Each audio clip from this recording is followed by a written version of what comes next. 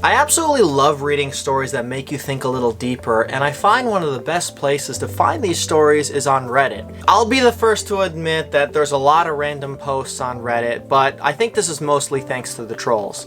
But every once in a while, you get a headline that really grabs your attention and sucks you in, and this story was one of those times. So first I'll tell the story and then give my analysis afterwards, and I hope you stick around till the end because this story has a message so powerful that it's relevant to almost everybody, but especially if you just started dating or are thinking about getting into it soon.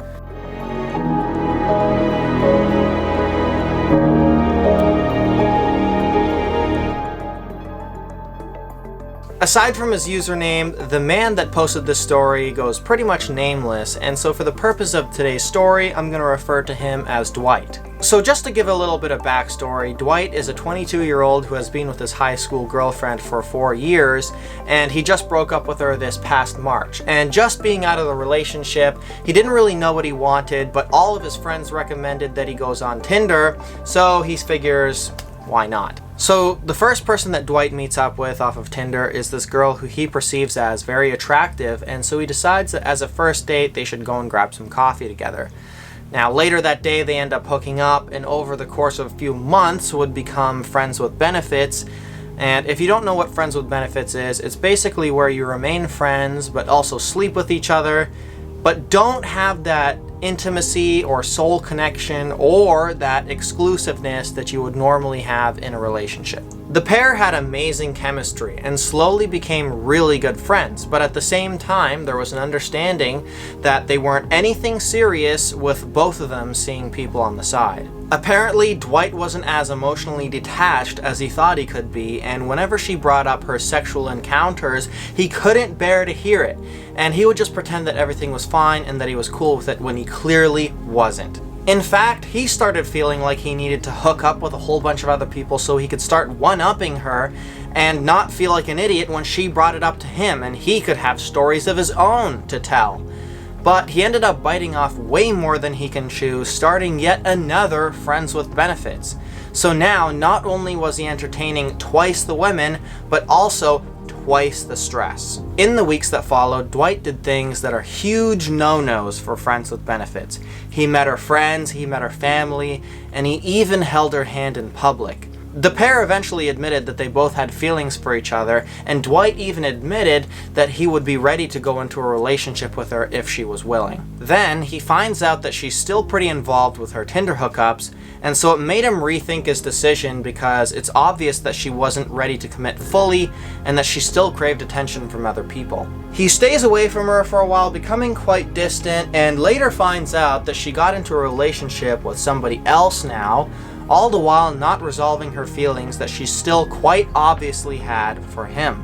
Now around this same time, Dwight meets another girl, who we'll call Tinder girl number 3, and over the course of a couple months they became very close, and long story short, she asks him to become her boyfriend, to which he says yes. Things were going great for a while, but then issues started popping up one by one, like family issues and how he's always focusing on work, and depression and anxiety, but worst of all, how he never truly got over the friends with benefits situation with the first girl. So ultimately, they decided to break up, but continue being friends. The other day, Dwight meets up with Tinder Girl 3 just as friends, and she straight up admits to him how she's now okay with being friends with benefits because, in her words, she has needs. Now, he didn't quite agree to this at first, but one thing led to another, and he ends up sleeping with her. Now, keep in mind that this is the girl who said that she wanted a relationship, but then broke up with him because he had too many issues. He later comes to his senses, telling her that hooking up was a mistake, reasoning that friends with benefits always becomes complicated and ends in a dumpster fire. As far as the story portion goes, this was all that was included in his post, but he does include an excerpt at the bottom where it details how all of this affected him over the past year. He describes how the past year has left his life in complete shambles and how he's in a much worse place mentally now than when he originally joined the app, and that should say a lot.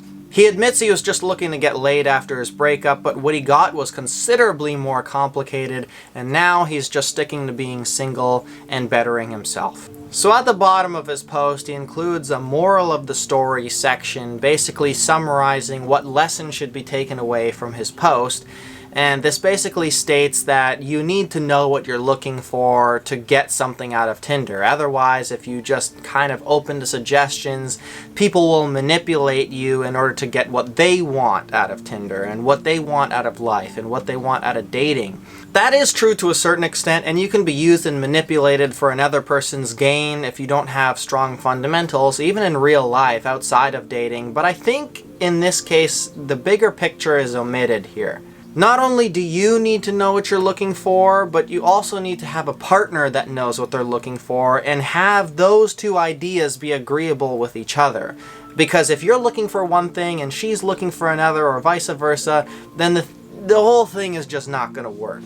But when you really think about it, what 22-year-old really knows what they want? I mean, if you asked me, I'm 22 right now, I probably wouldn't even be able to tell you. I actually have a friend that tried to describe dating to me from his perspective.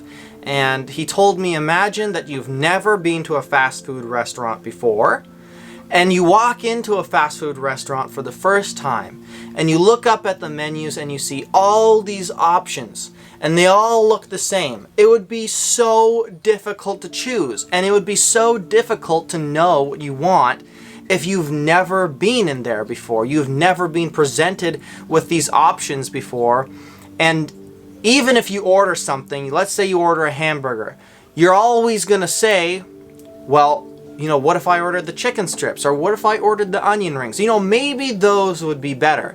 And so the temptation is always there to try something else because there's just so many options to choose from.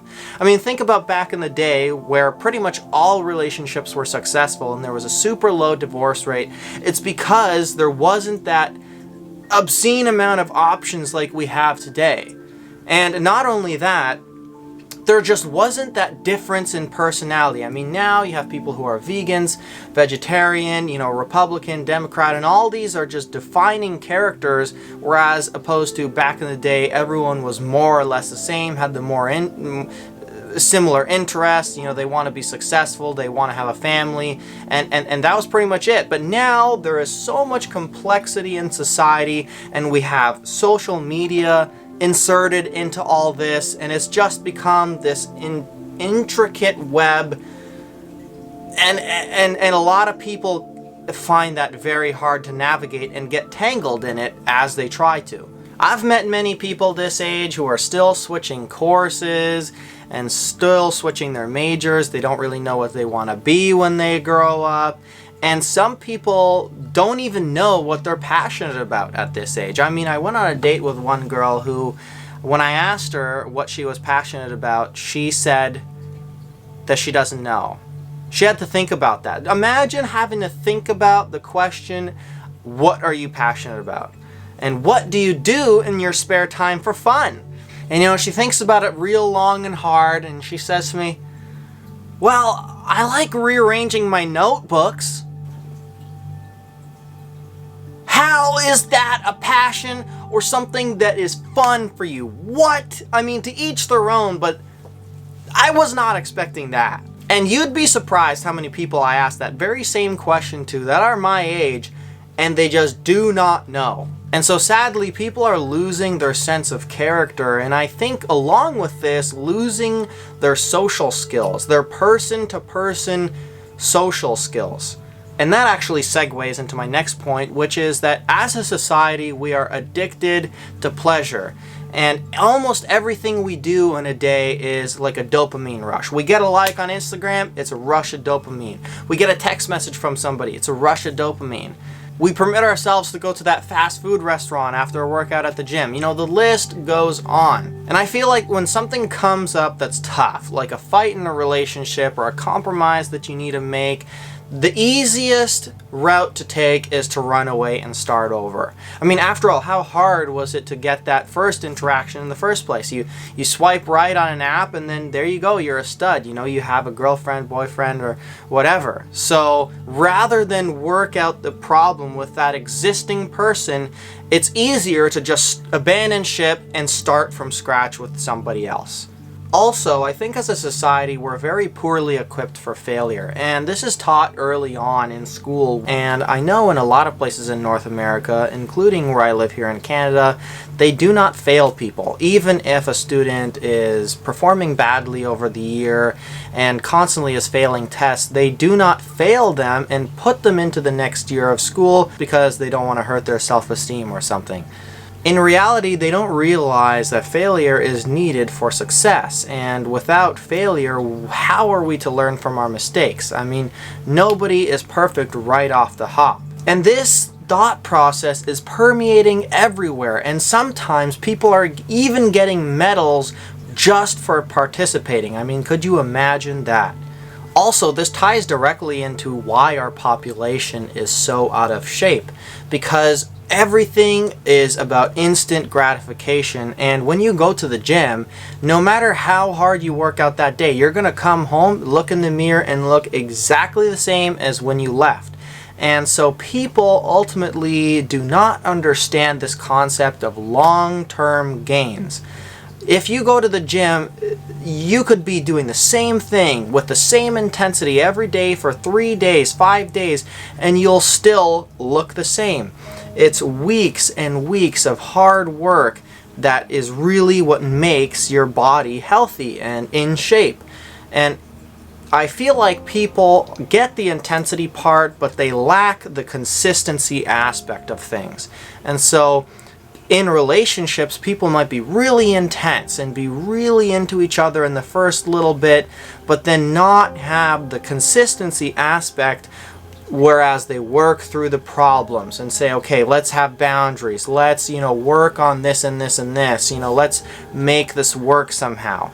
But instead, it's just easier to go someplace else or with somebody else and start over. Anyways, this video is getting a little bit long and I'm rambling, but if you can take 2 key things away from this, it would be that number 1, effective communication is the key in almost any successful encounter, whether that be through business or relationships. If you communicate what you want out of the situation and what you want out of the other person, your chances of success are so much higher. And secondly, complement intensity with consistency. And I believe it was Jordan Peterson who said that for any change in your life, you need to stick with it for at least a month in order to determine accurately how that affected you. And so if you're starting a new job, don't think that you can make all the difference on the first day. Stick with it. Maybe get to know the people there and ask how things are run. Maybe get more involved. Same thing, if you're going to the gym, results won't be there on the first day. You gotta stick with it. But if you're in a relationship and you hit that first milestone, you're in that first fight, do not jump ship, please. At least not yet.